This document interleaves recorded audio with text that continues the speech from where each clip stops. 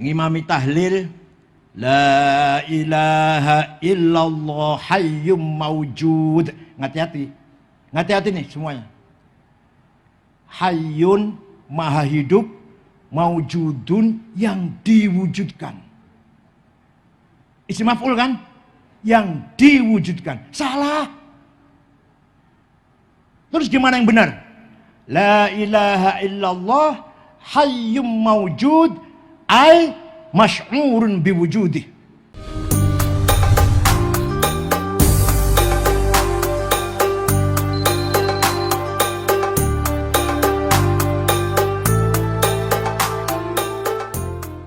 Pesantren Al-Hisnul Hasin, benteng yang kokoh dalam memperkuat persatuan NKRI, semangat ukhuwah watoniyah, spirit nasionalis. Di samping pesantren membangun budaya, akhlakul karimah, memahami agama, ruhuddin atau ruhul Islam akan kita dapati di pesantren, tidak akan kita dapati di sekolah-sekolah. Yang Ustadz DB belum bisa baca Quran. Sanawiyah negeri, alia negeri, kecuali keluar pesantren, kecuali. Kalau nggak keluar pesantren, ustadznya tuh loh nggak bisa baca Quran dengan benar.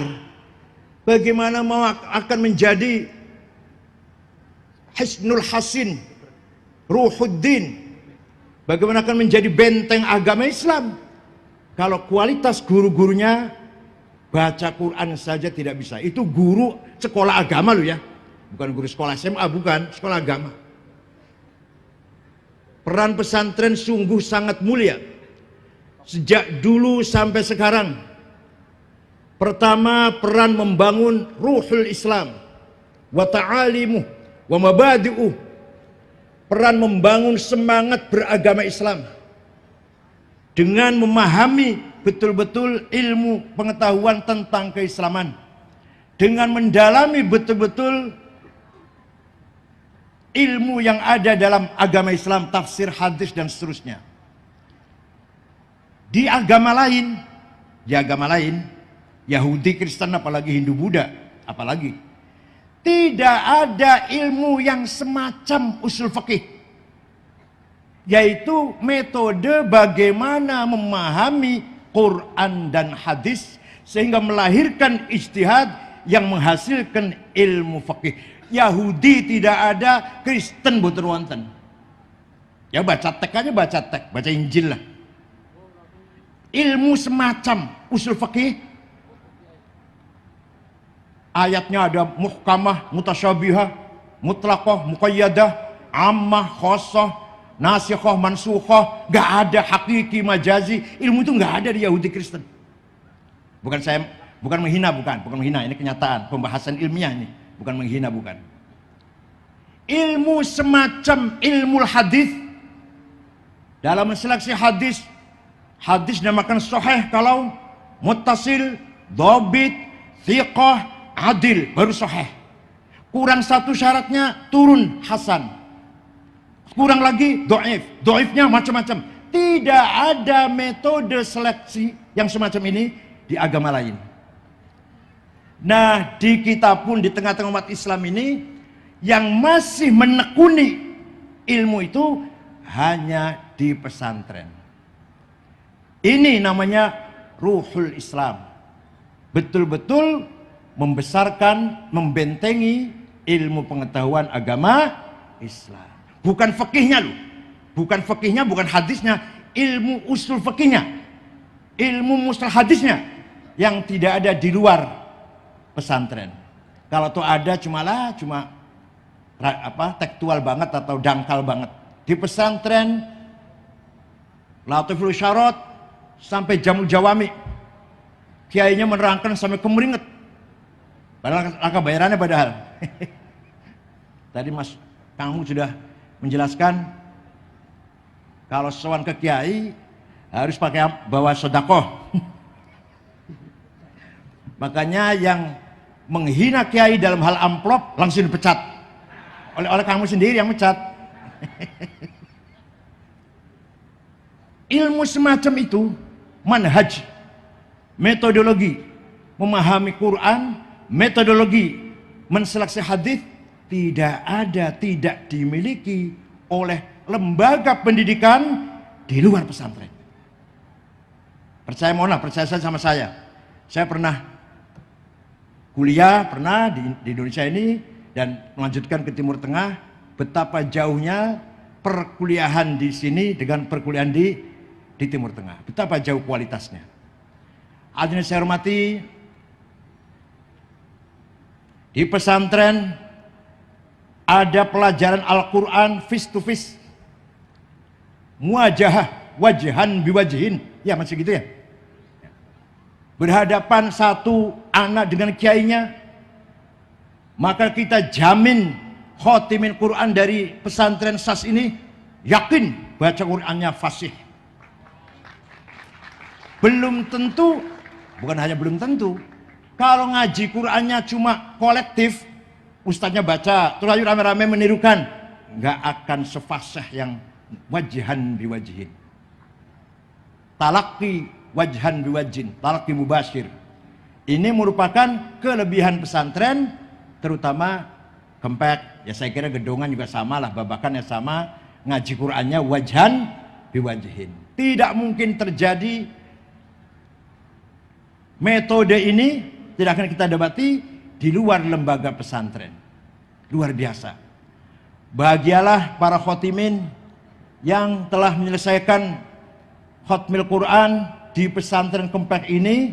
Anda atau saudara-saudara semuanya, adik-adik semuanya telah mendapatkan pelajaran tilawatil Quran, qiraatil Quran, qiraah mujawwadah, qiraah yang sangat baik melalui guru-guru yang ada di pesantren Kempek. Quran dulu ditulis dengan tulisan Arab tanpa titik, ba ta tha sama, jim ha kho sama, dal zal nggak ada bedanya, ro zai nggak ada bedanya. Zaman Kanjeng Nabi, sahabat bisa baca walaupun nggak ada titiknya. Setelah Islam semakin meluas, maka ada seorang yang bernama Imam Abul Aswad Ad-Du'ali. Siapa? Alah Toto Soekardi lah, gampang. Abul Aswad Ad-Du'ali yang wafat tahun 62 Hijriah. Beliaulah wadi'un nuqat alal huruf, yang menciptakan titik, ba titik satu di bawah, ta titik dua di atas, ta titik, namanya Abul Aswad Ad-Du'ali, muridnya Sayyidina Ali. Luar biasa jasanya. Sudah ada titik, masih banyak orang kesulitan baca Quran.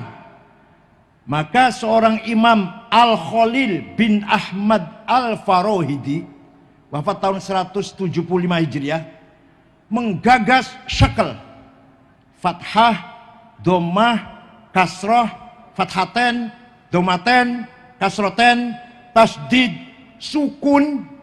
Siapa tadi yang bikin, siapa namanya?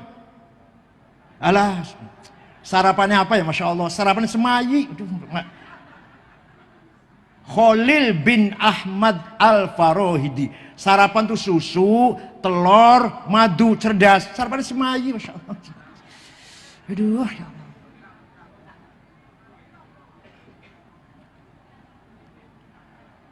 Sudah ada titik, sudah ada harokat, masih banyak orang salah membaca Al-Quran. Maka kebutuhan sangat mendesak, kebutuhan sangat darurat. Bagaimana metode membaca Quran? Seorang imam bernama Abu Ubaid Qasim bin Salam, siapa? Yang wafat tahun 224 Hijriah, menggagas ilmu tajwid qiraatil Quran. Baru tahun itu, tahun-tahun 200 lah kira-kira, baru ada terminologi idhar, idgham, ikhfa, iqlab, qalqalah, mad lazim, majaiz, huruf halak. Oh, baru kali itu. Baru tahun 200-an. Ya bid'ah. Jangan Kanjeng Nabi mboten wonten bid'ah. Tapi kalau nggak pakai bid'ah tajwid, baca Qur'annya mal'un. Baca Qur'an dapat laknat, apalagi dapat pahala. Dapatlah kalau nggak pakai bid'ah ilmu tajwid. Inilah jasa para ulama yang sangat luar biasa. Coba kalau nggak ada ilmu tajwid, kita baca Quran salah semua. Coba kalau nggak ada harokat, kita baca Quran bengong. Coba kalau nggak ada titik, mana mungkin kita baca tulisan Arab. Itulah jasanya para ulama terdahulu yang sampai sekarang masih dimanfaatkan oleh kita semua. Luar biasa. Itulah jasa para ulama.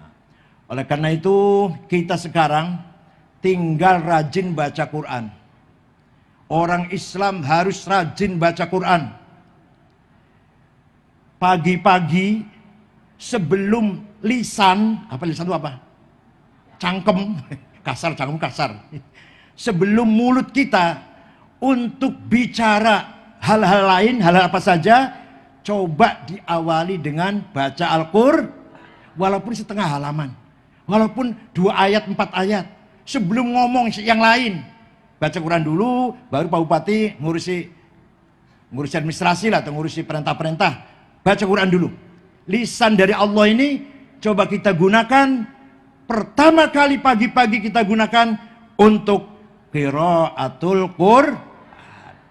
Ayatu haqqin minar rahmani muhdatsatun qadimatun sifatul mausufi bil qidami lam taqtarin bi zamanin wahya tukhbiruna anil ma'adi wa an adin wa an irami damat ladaina fafaqat kulla mu'jizatin minan nabiyina idh ja'at walam tadumi muhakkamatun fama tubqina min syubahi lidhi shiqaqin wa ma tawghina min hakami ma huribat qattu illa ada min harabi adal a'adi ilaiha mulqiyas salami raddat balaghatuha da'wa mu'aridiha raddal ghayuri yadal jani'anil hir'anil harami laha ma'anin kama wujil bahri fi madadi wa fawqa jawharihi fil husni wal qiyami fala tu'addu wa la tuhsa ajaibuha wa la tusamu 'alal ikthari bis sa'ami qarrat biha 'ainu qariha faqultu lahu laqad dhafirta bihablillahi fa'tasimi intatluha khifatan min harri nari ladha atfa'ta nara ladha min wardiha syabimi. Wah, kalau saya baca semua sampai subuh nanti.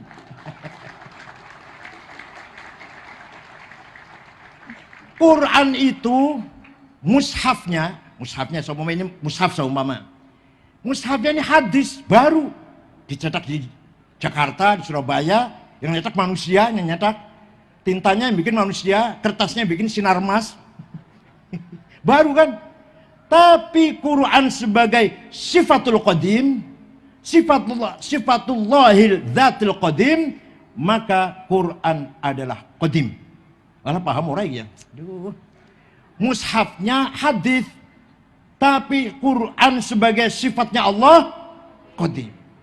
Oh, paten. Dan Al-Quran mukjizatnya Rasulullah yang sampai ila yaumil qiyamah tidak akan hilang insyaallah. Dijaga oleh hafazatil Quran, oleh para penghafal Quran. Tidak akan bertambah, tidak akan berkurang, tidak akan rusak. Karena dihafal. Ayo cari, silakan cari, ada enggak pastor, pendeta hafal Bible? Ayo cari, ayo. Enggak ada, itu pasturnya loh itu. Bukan santrinya, bukan anak kecilnya, bukan. Di kita anak-anak kecil banyak yang hufadzil Quran. Apalagi ustadznya. Nah, mukjizatnya para nabi. Nabi Musa tongkatnya bisa jadi ular. Bisa jadi bikin Laut Merah jadi jalan tol. Tapi hebat kan? Tapi sudah nggak ada. Nabi Isa bisa menyembuhkan orang buta, menyembuhkan orang lumpuh, menghidupkan orang mati, tapi nggak ada sudah. Tapi mukjizat Kanjeng Nabi Muhammad mu'jizah khalidah ila yaumil qiyamah. Dibaca tidak pernah bosan Quran itu. Lagi sedih baca Quran, pas. Lagi seneng baca Quran, pas. Menikahkan baca Quran, ya. Kematian baca Quran, pas. Dalam keadaan apapun baca Quran, pas. Fala tu'addu wa la tuhsa ajaib wa la tusamu al-iktsari bis-sa'mi. Bahkan orang yang ahli baca Quran, qarrat biya ainu qariha, insyaallah uripe tenang, hatinya tenang tentram, bi barakati qiraatil Quran.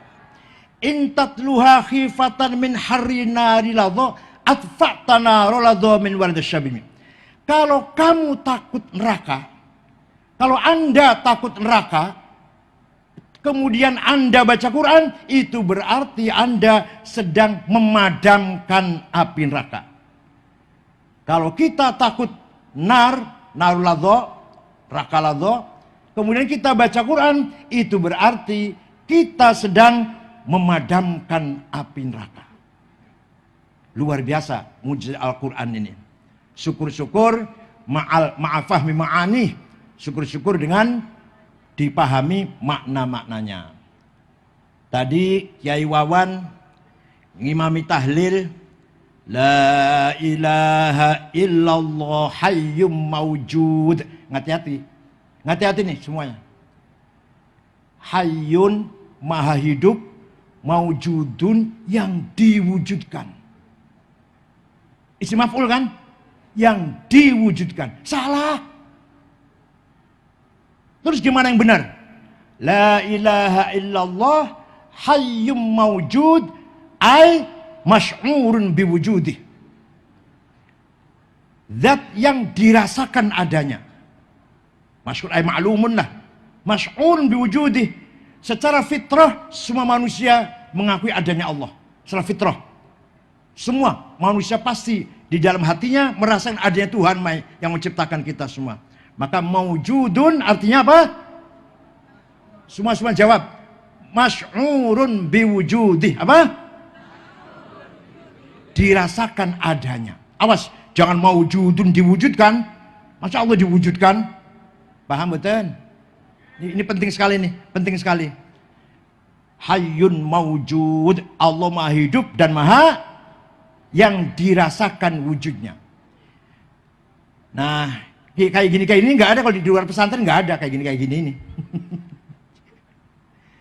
Pesantren sebagai Hisnul Hasin Ruhuddin, inti daripada agama, spirit daripada agama, bukan hanya akidah, bukan hanya syariah, tapi akhlakul karimah. Akhlakul, membangun wisdom, hikmah di dalam hati kita semuanya. Bukan hanya akidah, kafir, sesat, murtad, musyrik. Bukan hanya itu kalau di pesantren. Atau syariah, sholat, kalau nggak sholat, bunuh. Pencuri, potong tangan. Yang zina, gebukin ping 100. Yang mabok minum arak, gebukin 40 kali. Bukan hanya itu yang kita sampaikan di masyarakat. Tapi yang paling penting adalah budaya, akhlakul karimah. Malah sebelum skill, karakter dulu. Karakter sebelum skill. Wa yuzakkihim baru wa yu'allimuhumul kitab. Tazkiyatun nafas dulu. Membangun kepribadian dulu. Dengan budaya yang maksimal. Akhlakul karimah yang maksimal. Baru ilmu pengetahuan.